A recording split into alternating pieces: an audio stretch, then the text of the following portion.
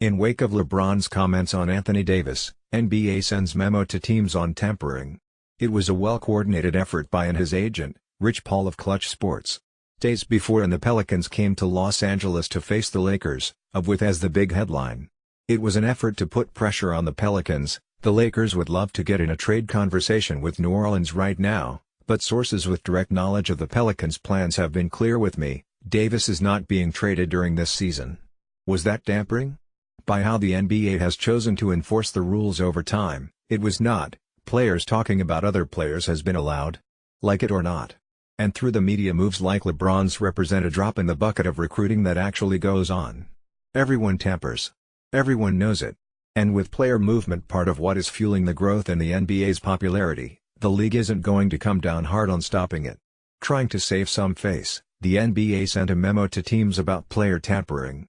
In a memo obtained by ESPN on Friday morning, league counsel seemed to be alluding to James' scenario, saying, employment contracts are to be respected and conduct that interferes with contractual employment relationships is prohibited.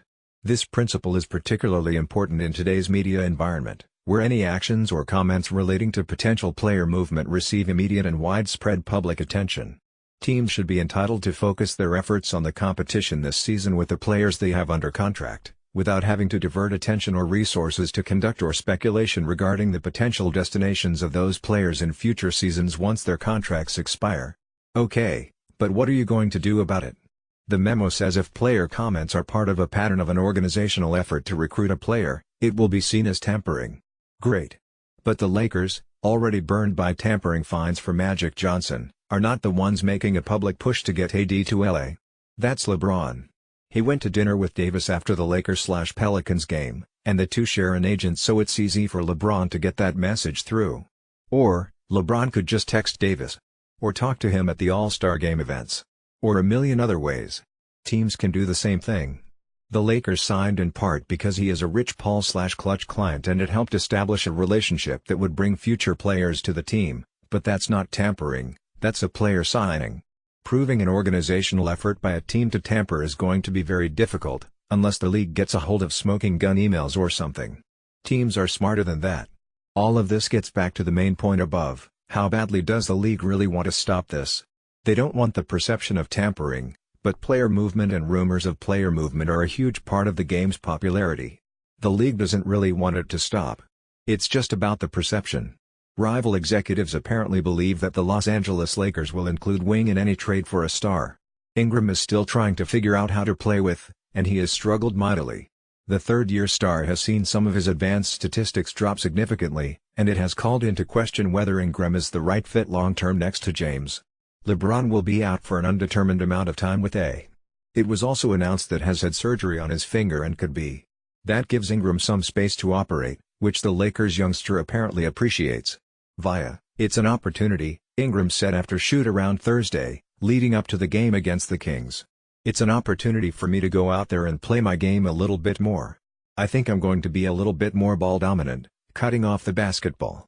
I have to play even better defense and be on the help side on the defensive end. So it's a chance for me to just up my game a little bit. You could read into this a couple of different ways. The first would be the more reactionary measure of Ingram's quote, that he feels as though he is unable to play how he likes while next to the best player on the planet. The other way to interpret Ingram's comment is that he simply wants to get back into a rhythm. Lakers fans have been right to be patient with Ingram's development over the last 2 years, but he has certainly regressed as he tries to figure out what his role is with LeBron. That kind of stunting is not what you want to see for a young, 21-year-old player. Ingram's development probably isn't at the top of the list for Lakers fans at this moment. Of real interest is how this ramshackle roster can sustain the 5th spot in the Western Conference with James no longer on the floor. If Ingram is able to break out and help them stay afloat, all the better. Golden State Warriors forward is a 3-time All-Star and a 3-time NBA champion. He's a candidate for the Hall of Fame based on the rest of his career from here on out, and still remains one of the best defensive floor generals the league. But even the greats have off plays. As the Warriors took on the Portland Trail Blazers on Thursday night, Green ran a little action with that didn't go quite as planned.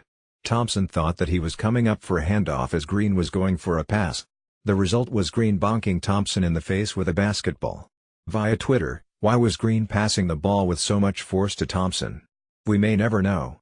I'm just glad that we have this play in our video archives for the rest of time. The Blazers beat the Warriors in OT with just a few seconds to go.